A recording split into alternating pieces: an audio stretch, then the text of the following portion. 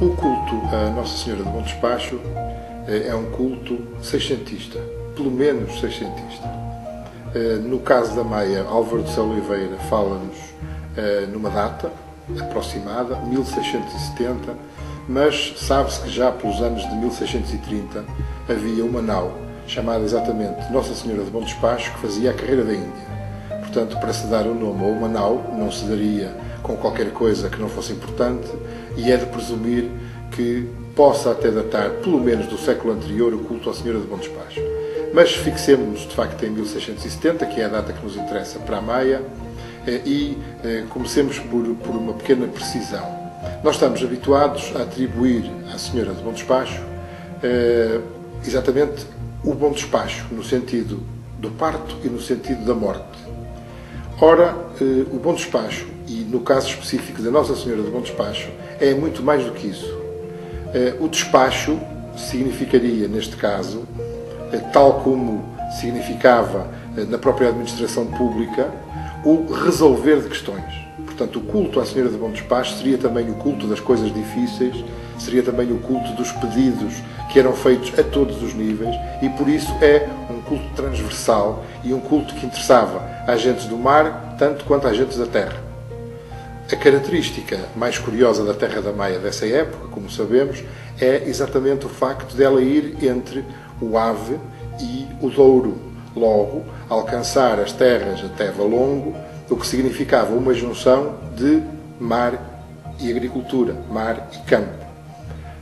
O culto à Senhora do Bom Despacho surge destas duas características. Por um lado, o difícil que era a vida do mar, o arriscado que era a vida do mar. Não é por acaso que nos cultos que nós conhecemos à Senhora do Bom Despacho aparecem invariavelmente ex-votos de sentido marítimo, portanto, as naus, os pescadores, mas também a questão da terra, a questão da reprodução, a questão das colheitas, a questão da fertilidade.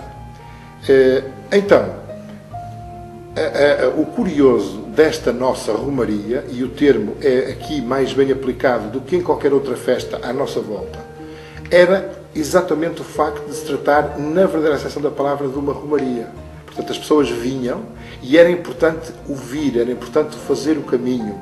As pessoas saíam em ranchos, em grupos de romeiros, do litoral, das montanhas do interior, do sopé do Marão, das zonas de Amarante, por exemplo, e vinham em grupo, cantando e bailando, como aliás há uma representação muito curiosa numa pintura naif do mestre Albino José Moreira, que nos mostra exatamente o Largo da Feira em Pedras Rubras, sendo atravessado por um grupo de romeiros que vinham à Senhora do Bom Despacho. Portanto, o culto à Senhora do Bom Despacho era um culto de todo o ano, não apenas do dia ou dos dias da festa. Era um culto sempre que as pessoas tinham necessidade. Tinha maior incidência, de facto, no período daquilo que nós convencionamos que fosse a segunda-feira de julho.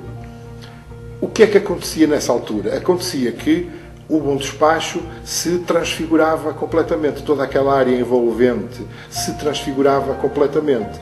Há uma descrição muitíssimo interessante que o Álvaro de Sá Oliveira faz em 1985 no Jornal da Maia, e eu peço desculpa, mas vou ler. Vinham os ranchos ainda mal amanhã clareava, em direção à igreja, e saudada a senhora espalhavam-se os romeiros pela quinta do Gramacho, local aprazível e ensombrado por seculares sobreiros e carvalhos, ao redor dos quais se alongava a maior parte das barracas de comes e bebes. Este era, de facto, o ambiente popular, o ambiente da confraternização, o ambiente do petisco, das lancheiras, dos cestos, das condessas, como se chamavam os cestos em vime que se traziam de casa.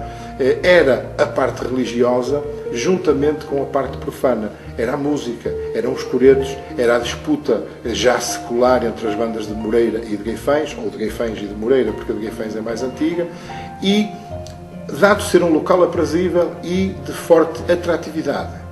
O Porto, a classe média do Porto, caía em peso na Senhora do Bom Despacho.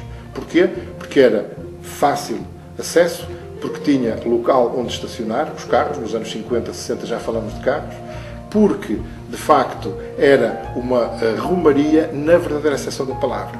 Infelizmente, tal como outras, hoje está algo descaracterizada. porque entraram fatores comerciais completamente extrínsecos à nossa cultura e hoje a Romaria, a Nossa Senhora do Bom Despacho, ou, enfim, transfigurada de festas do Concelho, é uma Romaria como tantas outras. Será que se podia fazer alguma coisa para recuperar o espírito tradicional da Romaria? Penso que sim. Quanto mais não fosse fazer recriações. Porque não fazermos recriações dos ranchos, dos grupos de romeiros, porque não fazermos recriações com os nossos grupos folclóricos e etnográficos desse momento alto que era de facto a chegada dos grupos à Senhora do Bom Despacho. Deixo este desafio que penso que será eventualmente a melhor homenagem que podemos fazer à Senhora do Bom Despacho, à Maia e às suas gentes.